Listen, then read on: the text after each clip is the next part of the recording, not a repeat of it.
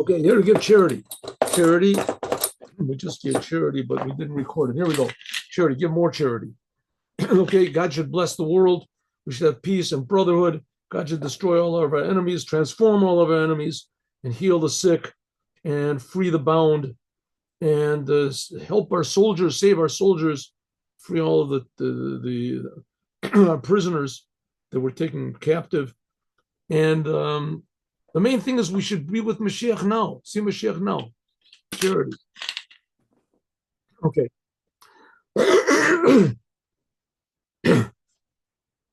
Okay, what do we learn over? What are we learning? Boel Paro. God said to Moses, "Come with me to Paro." Why come with me to Paro? It says because Moses was afraid. Why was Moses afraid? Well, it says Moses was afraid because Paro was so evil. Paro was so tremendously evil that Moses was afraid. There's another opinion in the Zohar that says that Paro, the source of Paro, is a tremendously high level of holiness. The word in Hebrew for totally revealed is priya. Paroah means to be totally revealed, no limitations whatsoever. Paroah, unlimited. Says that talks about such a tremendously high level of godliness that Moses was afraid of losing his whole being, his whole identity, his whole right, like being at the edge, all of a sudden being at the edge of a cliff that's like a mile high or something like that. You're all of a sudden afraid. If you're afraid of heights or seeing a big dog, whatever you're afraid of, suddenly a gun gets pulled on you. Suddenly you feel that you're entering into a level which is just, it's frightening. It's just there's no boundaries. You feel that your life is about to end, right, as you know it. But that's scary. So it says that Moses was afraid to go into such a high level. Okay, so we go. That's what was accomplished when God said, Moses, come with me into Paro. I want to take you to the inner source of all being. According to this, we can understand why Moses was so afraid and he didn't want to come close. Why? Because Moses saw, just make sure here, yeah. Because Moses saw, how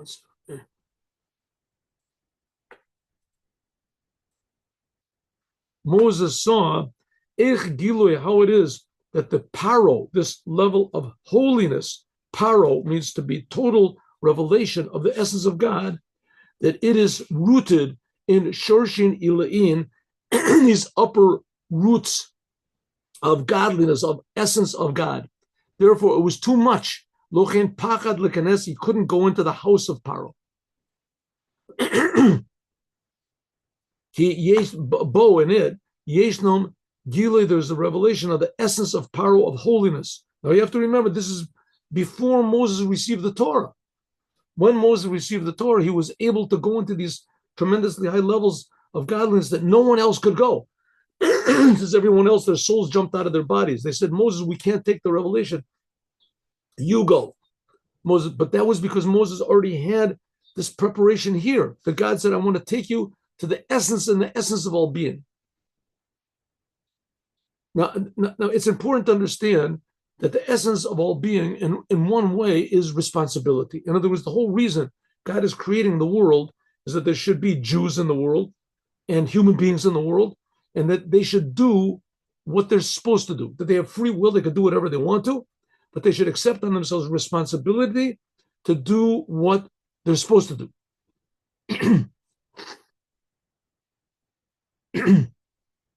And this whole idea that God really cares about what we do and he gives us responsibility to this is rooted deeper than any level of creation. Even the highest levels of the angels, which that's really scary. It says that if one angel would appear, that it could burn everybody up. An angel, it says that when an angel destroyed the city of Sodom and Gomorrah, was really a whole conglomerate of cities, and one angel just destroyed them all. So that's pretty scary. I mean, I don't think there's any atom bombs today that can destroy so many cities. It must have been a radius, I don't know, 100, 200, 300 miles, who knows, destroy them all. But let's say that there was. That's pretty weird. That's only what one angel can do. And the angels are only creations. There's higher than angels than that. And God said, I'm taking you into the source of not just all the angels and all this, the source of the reason why I'm creating all these things. I'm creating the angels just as a go-between so that Jewish people can start to appreciate God. They can appreciate from their low way, that's why I created them, the low way they are in the world. Gradually, they can go up what's called the ladder of Jacob, the ladder of awareness, to realize higher and higher levels of spirituality in order to come to the conclusion that no matter how you get in spirituality, which is like the goal of all these other religions, especially Eastern religions, that's just creations. That's nothing to compare to God. That's just levels of creation. What do these things depend on? Jewish people fulfilling the responsibility to God. And from that, the whole world will fulfill the responsibility. So that's where God was taking Moses to this essence of the reason why he's creating the world, higher than the angels, even higher than the reason why God is creating the angels. God is creating the angels in order to do the Torah, and the Torah is in order for the Jewish people to be able to serve God. In one way, the Jewish people are even higher. He was taking to the essence of the source of not just being, the essence of the source of the reason for all being. So Moses was afraid. Why? Because he was a limited creation. He was a human being. Neshama b'guf, a soul and a body. Lo yachol lekabel, he couldn't receive these high revelations of the essence of God. The Ispari of his galim that is revealed from it, all these lights. How could a physical person be able to receive these lights? A revelation that's above any limitation, above atzmut, which comes from the essence of God. Inan yorin ve'inan dargin delay. These are the levels. These are the lights, and these are the levels of godliness. Hagiluyim, the revelations of the order of the creation of order, a human being can receive. That really, right? All the different lights of that a human being is privy to. Look, and therefore Moses was not afraid to come to Paroah, as Paroah was in this level, in his house. How much more so? Of a kafisha Paroah, but is that to that degree, we saw that Moses went to Paroah. Listen, what's going on over here? God says, go into Paroah, boil Paroah, and now you're going to tell him about the last three plagues, right? The last three plagues I'm going to tell you. Well, one to the last three plagues. It says, one second, why was Moses afraid? Why did he have to go in? Moses went in to see Paroah 7 times before. The first 7 plagues, Moses went in. God didn't go in with him. Right? All of a sudden, this one, God is going in with him. Why? It says, because here it's a different level of godliness.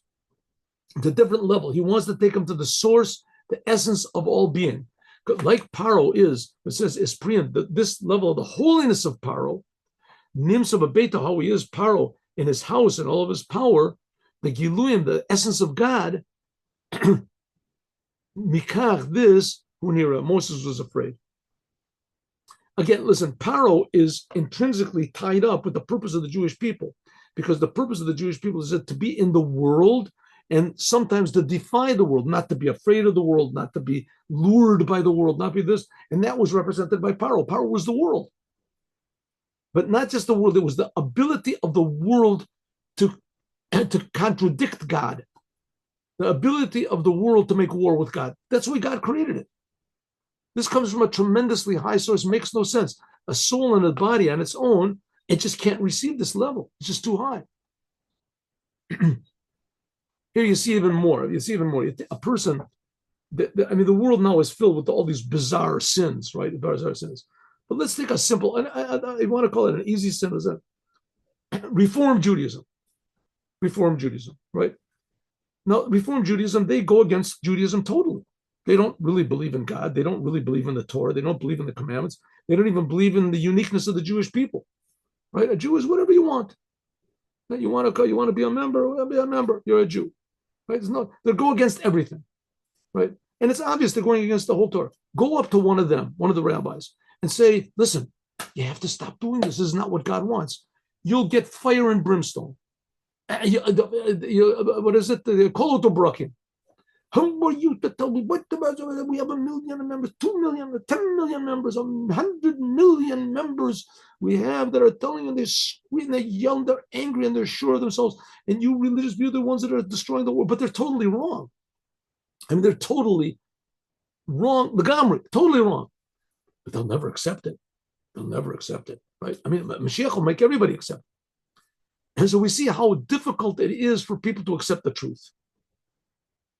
And let's just take a simple example. People that are drug addicts. They're drug addicts.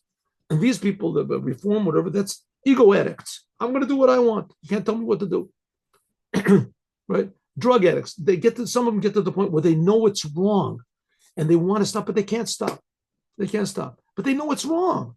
It's impossible. They can't hold themselves back. The body is just so strong, and it's ingrained in this self-destructive thing that it just can't see the truth. Truth is something that's very, very difficult to accept. Very difficult to accept. And it's not just the reform. I mean, every Jew has a little reform rabbi inside of him. I'm no exception. Every Jew has a little Hitler inside of him. Every Jew. We have the whole world inside of us. And that little Jew is like going up to Hitler in the middle of his statements. In one of his speeches, he's got 1 million people in Nuremberg, and he's saying, listen, man, what you're doing is not right. You can't kill people. Imagine what he's going to listen to you. He's going to say, oh, wow, I'm sorry. You got a good point. But of course he's not going to listen. Pure evil, it's impossible even to accept the truth. It's difficult to accept the truth. That's the fact.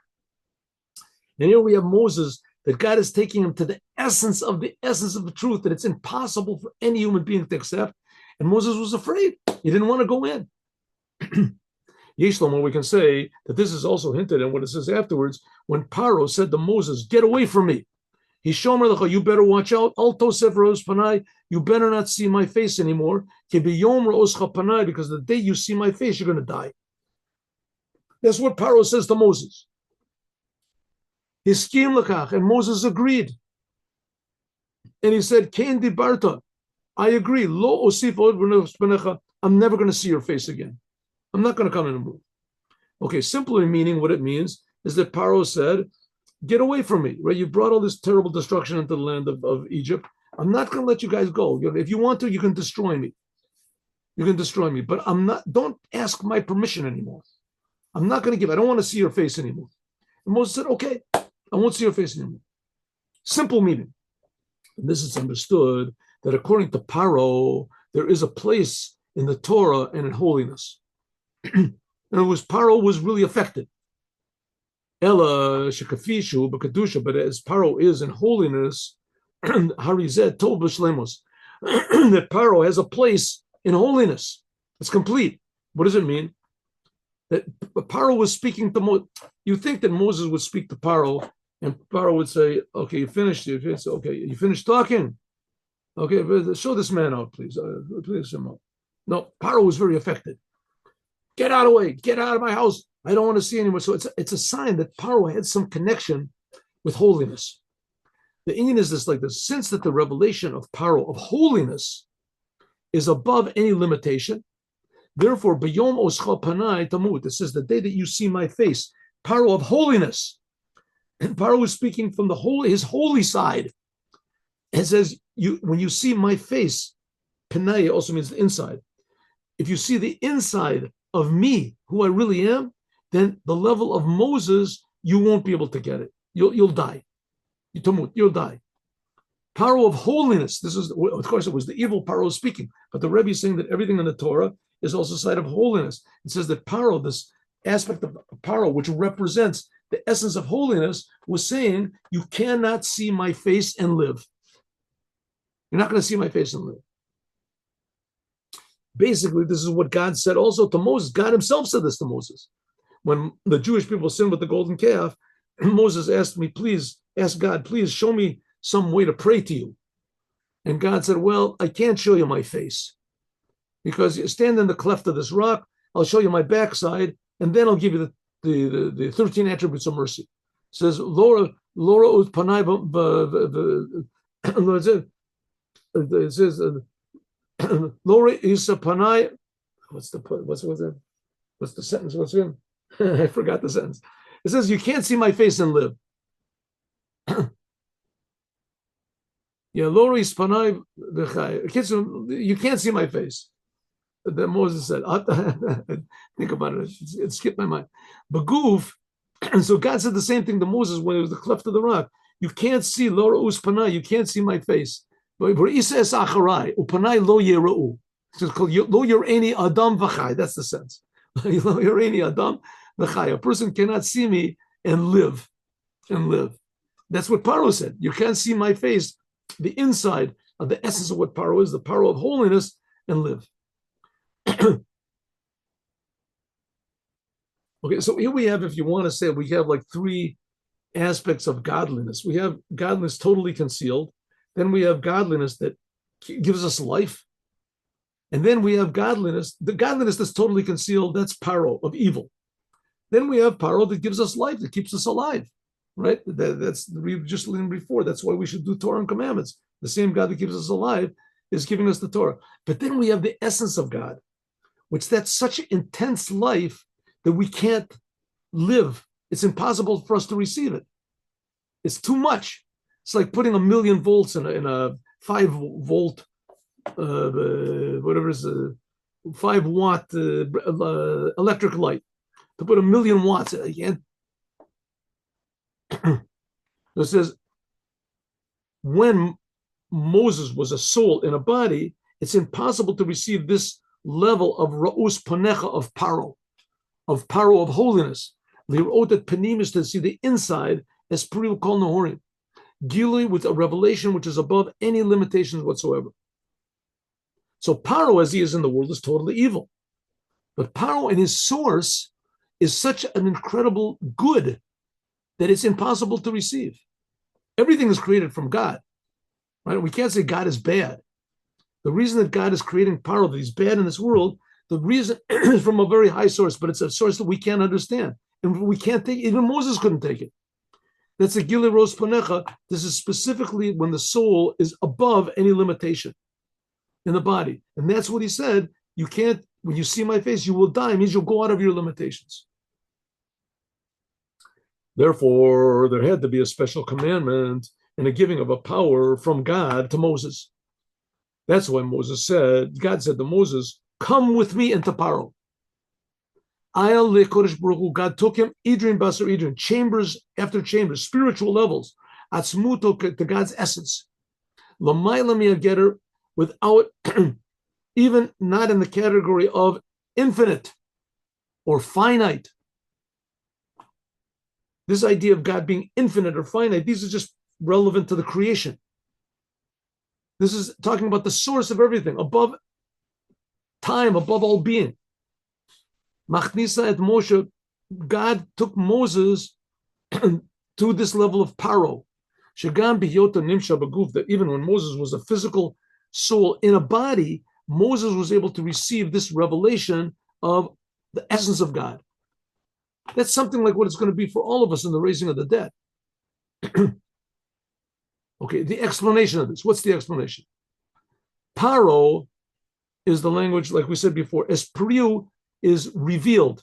There's Gali, and another word for revealed. There's opened up and revealed from him all the lights, all the spiritual worlds.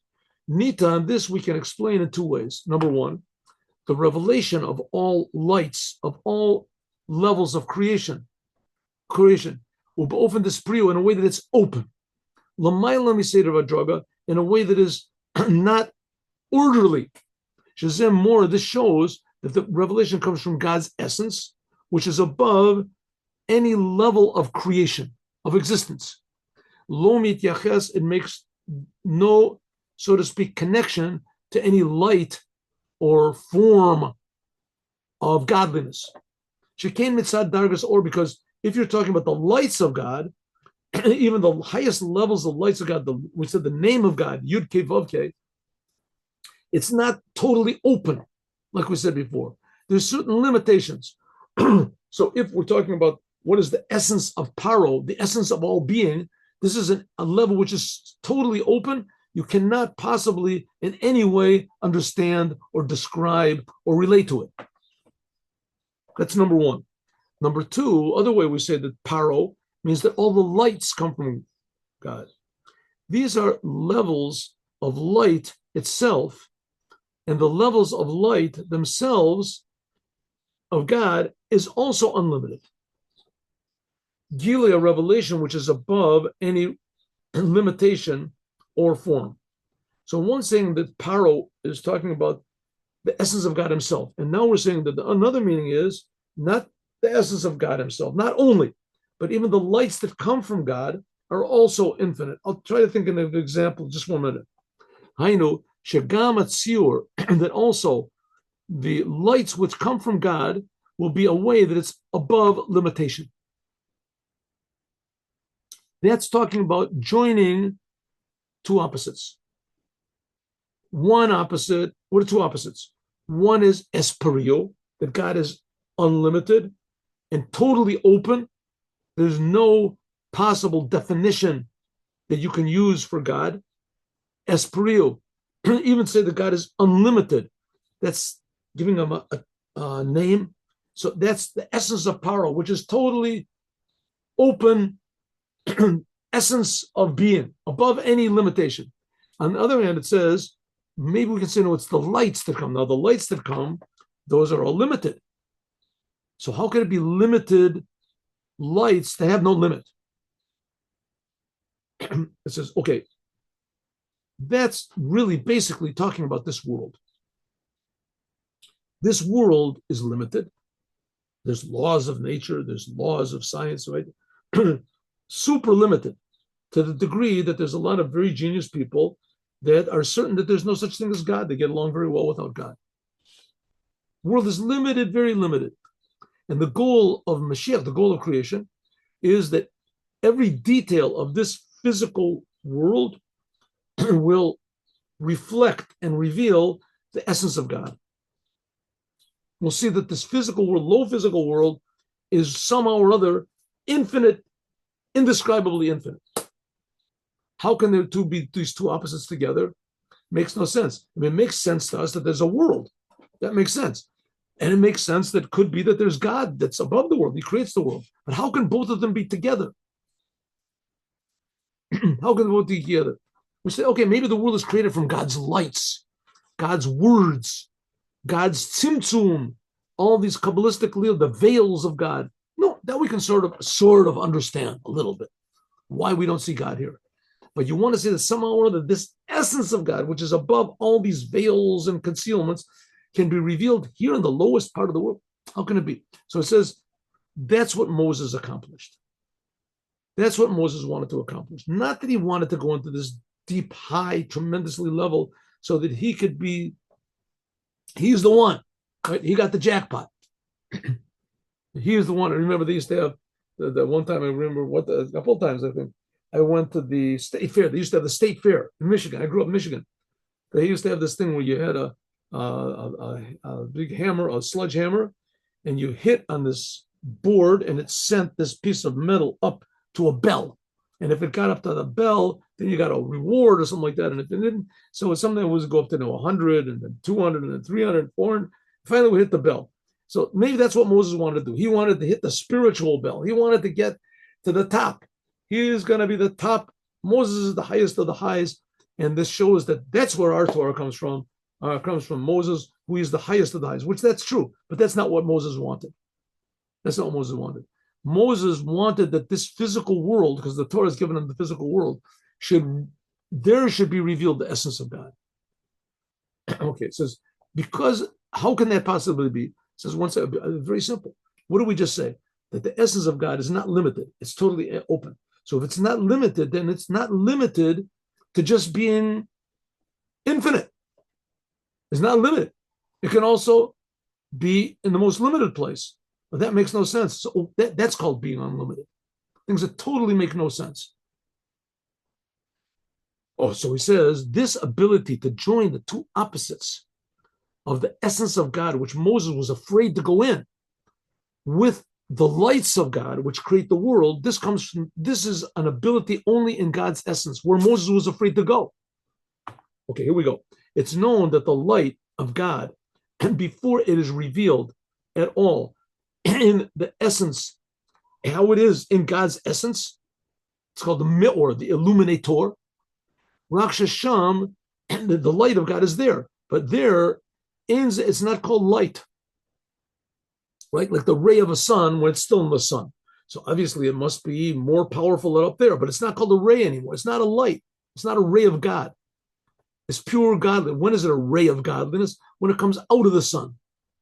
And the same thing, when is God, his lights, they're called lights of God that come out in these different levels, when they come out outside of God, right? Of course, we know that there's nothing outside of God. So that's this whole thing of God conceals himself and he hides himself, etc. But there's two things. There's God's light, and then there's the essence of God. When the light of God is in God, before it comes out, it still is there. It's a light of God, but it's not, it has no individuality. It has no definition of being a being.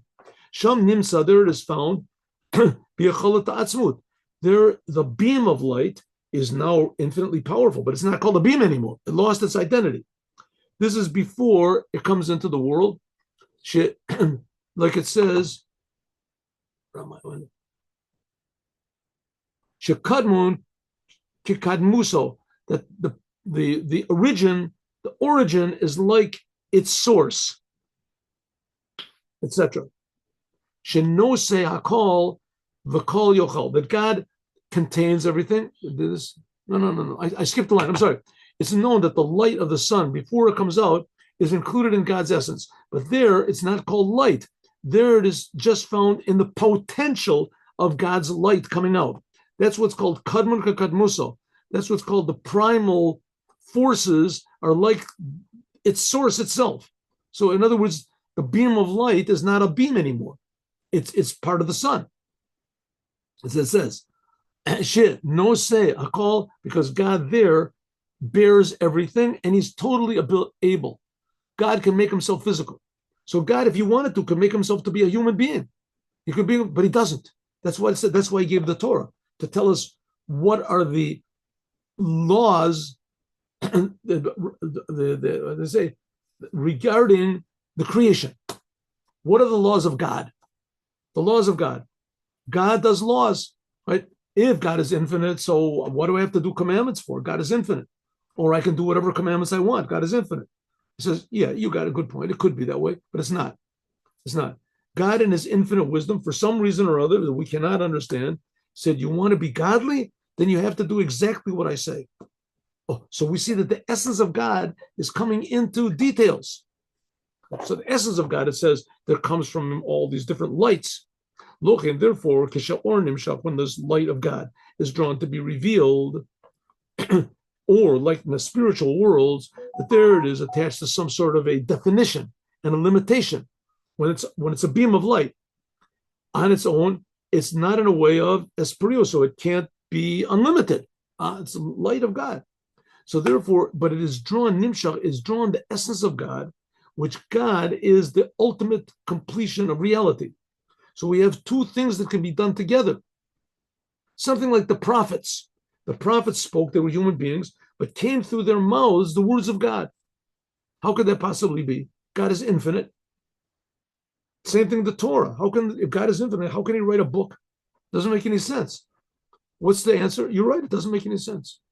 It doesn't make any sense. It's not even in the category of not making sense. And not making sense. Usually something doesn't make any sense, it means it's not there, right? If you take 2 apples and add 2 more apples, what do you get? You get the color green. That doesn't make any sense. It doesn't make any sense because it's not true. But here we have something that doesn't make any sense because it's ultimately true, infinitely true. How can you have an infinite God, put it into a finite thing? That doesn't make any sense. It's too true. It's too true. It's so true it can't be understood. That's the thing where Moses was afraid to go into Paroah, is too much truth. He couldn't grasp it. Even more, Shemedid about that the limitation of all the lights, this is in a way of esperiu, that even the lights of God, there is revealed the unlimited openness of God. Something was like this was with the tablets. Okay, let's just go. Umizeh, from this comes down below even more the ability to join all opposites. unlimited and limited in the light itself, even below the joining of the light of God with the vessels of God, until the joining of the soul with the body. That also a soul in a body which is limited would be able to receive the infinite light of God, which is unlimited. And that's what God did. God didn't want Moses to go into Paroah just so that he hit the bell. He would get to the highest of high. The main thing of God, God wanted to join the opposites. He wanted to give Moses the power to join two opposites, the essence of God in this physical world. That's the whole idea of the commandments. That's the commandments. That's the whole idea of the Holy Temple. Essence of God can be found in the physical world. Doesn't make any sense. The other day, I go in this place and I put tefillin on people. I went to somebody. Sometimes you get people that are very friendly, and somebody goes, "Oh, thank you." And sometimes people the opposite. So I said to this person, "Would you like to put on tefillin?" So it just gave me this sort of like blank stare, which I wasn't sure what it meant. Maybe he didn't understand, my Hebrew or something. I don't know. So he said, "I'll say it in English, in Hebrew, and then I'll say it in English." So, Adoni, ani adam maskil, ani lo mitasek im alilim. He said, "My friend, I am an intellectual person. I do not deal with idolatry." What's it mean? Putting on tefillin is two blocks. God is not two pieces of leather. That's idolatry. Two pieces of leather. God is infinite. God is above all being. God is above it. That's basically the mistake of Spinoza. Spinoza thought that God has to be infinite and he can't be finite. He limited God. That's the whole Reform movement, right? The whole Reform, what is it saying? That God can't be limited into these little commandments and these little boxes and these little things you have to do. Can't be, right? That's not God. God is freedom. God is beauty. God is flowing. God is being one. God is meditating, whatever it is. Love. Says the Rebbe, no, that's exactly what Moses did. Moses went up on God. When God said to Moses, "Come into Paro," he gave Moses the ability to reveal the essence of God, Paro, Priya, and from the essence of God to be revealed here in the physical world even more. Sheneshama, that Moses' soul in a body would be able to go in there. It says chamber after chamber into the inside of the inside and come out a human being that had really experienced the essence of God, like the high priest did on Yom Kippur. Okay, why did God do this? We're going to talk about that, God willing, tomorrow.